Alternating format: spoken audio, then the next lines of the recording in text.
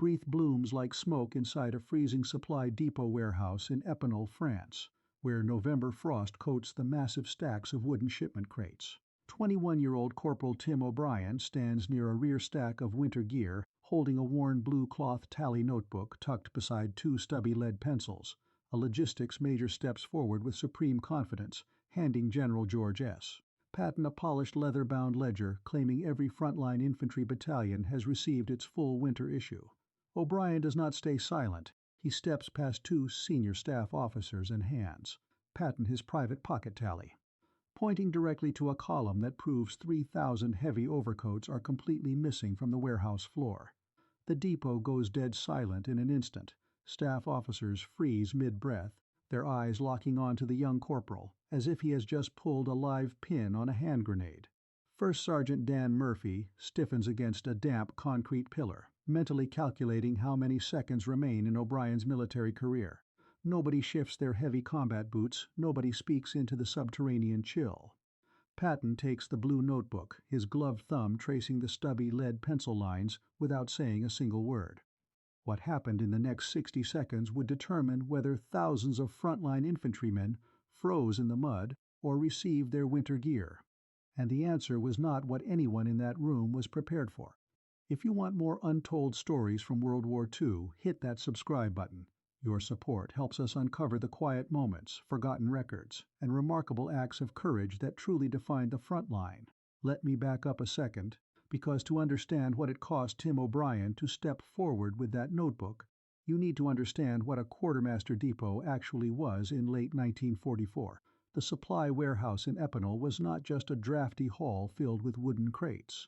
It was the nerve center for the Third Army's physical survival. As winter closed in across eastern France, thousands of tons of gear moved through those iron doors every week, routed from Atlantic ports straight to the forward edges of the front line. Heavy timber pallets held everything from K-rations to artillery shells, stacked 10 feet high beneath sweating concrete ceilings. Cold rain leaked through cracked skylights, pooling into black ice on the floor. Men worked 18-hour shifts in fingerless gloves, their boots caked in frozen mire, unloading heavy trucks while diesel exhaust hung thick in the subterranean air. It was a place where paperwork was supposed to move faster than the logistics. Leather-bound ledgers were treated like absolute truth. If an officer's ledger recorded that a crate contained 60 woolen coats, the Army operated on this assumption that 60 coats were inside. In that environment, hierarchy was an unbreakable wall. A 3-star general did not consult a 21-year-old corporal about warehouse tallies. The chain of command existed, so that senior commanders only saw polished summaries delivered by field officers. Majors made official reports. Generals signed them, corporals moved crates and kept their mouths shut. To step past two senior staff officers and hand a private pocket tally to George Patton was not merely a breach of military etiquette, it was a career-ending gamble. Every officer standing against those damp concrete pillars understood the rule. You do not contradict an official ledger in front of the commanding general. Doing so invited an immediate charge of insubordination or a quick transfer to a forward rifle company. Yet the operational stakes in November 1944 were measured in frostbite and body heat. Across the French border, infantrymen were sleeping in flooded foxholes while autumn rain turned to ice. A discrepancy in a ledger was not an administrative error. It was a cold arithmetic calculation written in human flesh. 3,000 missing overcoats meant 3,000 frontline soldiers standing watch in 0-degree winds with thin field jackets. It meant hundreds of hospital admissions for severe trench foot, delayed offensive operations, and combat units losing strength before meeting the enemy. The math was simple and unforgiving. If those crates sat empty in Epinal, men froze in the mud. And that was the room Tim O'Brien handed his blue notebook across. Picture the scene. Inside the vast, damp concrete bay of the Epinal Supply Depot, 30 officers and enlisted men stood frozen in the subterranean chill. Bare tungsten bulbs hung from the high timber rafters, casting long, stark shadows across towering stacks of wooden crates. The air smelled of diesel exhaust, damp canvas, and frozen earth. Outside, heavy November rain lashed against the corrugated iron roof, but inside the silence was total. Every eye was locked on General Patton, who stood motionless beside the logistics table. In his hand lay Corporal Tim O'Brien's blue cloth tally notebook. two stubby lead pencils still tucked securely into its frayed binding. First Sergeant Dan Murphy shifted his weight slightly against a damp concrete pillar, his jaw set tight. He watched the Major's pristine leather-bound ledger lying open on the table, its neat ink numbers completely contradicted by the pencil marks in the Corporal's pocket notebook. The collective psychology of the room had shifted into survival mode. The staff officers were calculating the fallout. They had all accepted the official logs without question, prioritizing neat administrative reports over physical counts. Now, a low-ranking clerk from Boston had destroyed an officer's career with a 3x5 pocket tally. The room braced for Patton's legendary fury, waiting for him to destroy the corporal for violating the chain of command. Stay with me, because what happened next in that warehouse is the part nobody was expecting. The accounts that survive from that cold November morning are remarkably consistent in their shape.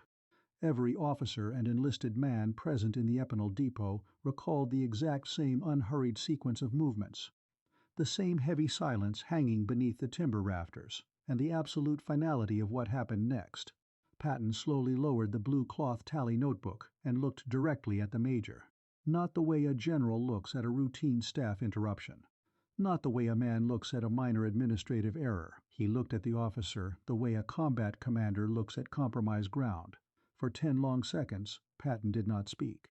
The subterranean chill seemed to deepen as he handed the blue notebook back to O'Brien, his gloved fingers tapping the faded cover once. Then he turned his gaze to the Major, whose pristine leather ledgers still lay open on the shipping crate. His voice, when he spoke, was quiet and entirely stripped of performance. "You are relieved of this depot," Patton said. "You run this warehouse." The Major stood paralyzed for a moment, his face draining of all color before he snapped a stiff, mechanical salute, turned on his heel, and walked out into the cold rain without saying a word. First Sergeant Dan Murphy later described the walk back to the command vehicle with one word: deliberate. There was no theatrical shouting, no blistering lecture, and no dramatic monologue delivered for the benefit of the surrounding staff. Just a clean, instantaneous removal of authority. The remaining officers stood frozen against the concrete pillars, watching 21-year-old Corporal Tim O'Brien, left holding his pocket tally as the newly appointed temporary chief of Third Army's most critical supply hub, see. What most folks don't realize is that George Patton did not value administrative perfection when it masked operational failure. To Patton, a neat ledger filled with fictitious numbers was not merely a clerical mistake. It was a dangerous form of negligence that directly threatened the survival of his frontline divisions. He recognized instantly that Corporal O'Brien possessed the single most vital quality needed to keep an army fighting through a European winter: an uncompromising commitment to physical reality over bureaucratic fiction. The Major had managed paper, but the Corporal had actually counted the crates. The arithmetic of battlefield survival was absolute, and Patton understood that a supply line built on comfortable lies meant soldiers freezing in mud while official records claimed they were warm. By replacing an officer who offered false security with an enlisted clerk who offered uncomfortable facts, Patton demonstrated what true command authority looked like. In less than a minute, he established that operational truth mattered more than rank, placing the fate of 3,000 winter overcoats directly into the hands of a kid with a stubby lead pencil. Timothy O'Brien was 21 years old, raised on the damp, wind-swept streets of South Boston. His father had spent 34 years working as a head cargo inspector on the Atlantic wharves, a strict, practical man who taught his son that a ship's manifest was worth less than the paper it was printed on if the physical crate on the dock did not match the count. Before enlisting in 1942, young O'Brien worked as an inventory clerk for the commercial shipping docks along Boston Harbor. For 10 hours a day in biting harbor winds, he checked freight crates against physical bills of lading, double-checking weight receipts and marking discrepancies in a blue cloth tally notebook with stubby lead pencils he kept tucked in his sleeve. He knew the weight of seasoned timber, the smell of damp burlap, and the exact physical space 300 crates occupied on a damp concrete floor.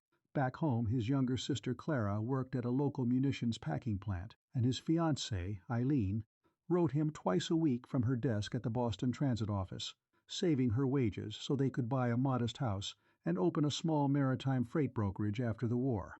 O'Brien had no ambitions for military glory or officer commissions. He was not a romantic, and he was certainly not a hero in the conventional sense. He was the kind of man who looked at a wooden crate and refused to believe it was full until he unsealed it himself. He was the kind of man who saw truth in physical numbers rather than official stamps. When General Patton turned and walked out into the rain, leaving the 21-year-old corporal standing alone as the temporary chief of Third Army's critical supply depot, O'Brien did not pause to celebrate or reflect on what had just occurred. He did not brag to the surrounding staff officers or linger over his sudden administrative authority. Instead, he simply tapped his stubby pencil against his palm, turned to First Sergeant Murphy, and asked for 5 extra men with heavy crowbars to start unsealing every unmarked box in the rear bay before nightfall. There were still 3,000 missing winter overcoats to locate, and as far as O'Brien was concerned, official papers meant nothing until the wool was loaded onto forward trucks. First Sergeant Dan Murphy, a 36-year-old career soldier from Scranton, Pennsylvania, worked shoulder to shoulder with O'Brien through the brutal weeks that followed, helping the young corporal completely overhaul the inventory system in time to outfit 4 frontline infantry divisions before the Ardennes counteroffensive hit in December. Murphy served out the remainder of the war with the 3rd Quartermaster Depot, eventually returning home to Pennsylvania, where he spent 25 years working as a rail yard supervisor. Until his death in 1982, Murphy kept a copy of that day's 3rd Army log framed on his wall, often telling his family that the most decisive moment he ever witnessed in Europe was not fought with tanks or artillery, but with a blue cloth tally notebook and 2 stubby lead pencils. Was General Patton right to break protocol and strip a senior officer of his command based on the word of a low-ranking corporal? Some would say it was a dangerous breach of military hierarchy, an action that undermined the authority of the officer corps and set a chaotic precedent for supply discipline. If every general bypassed field commanders to rely on private pocket tallies, the entire chain of command would collapse under the weight of informal accounting. Others would say exactly the opposite, that Patton recognized the absolute supremacy of truth over bureaucratic performance. In a war where men were freezing in the mud, protecting a major's vanity was a luxury. Third Army could not afford, by trusting the corporal who actually counted the crates. Patton saved lives and proved that truth matters more than rank. Let us know in the comments below. And if you want more untold stories from World War II, make sure you subscribe.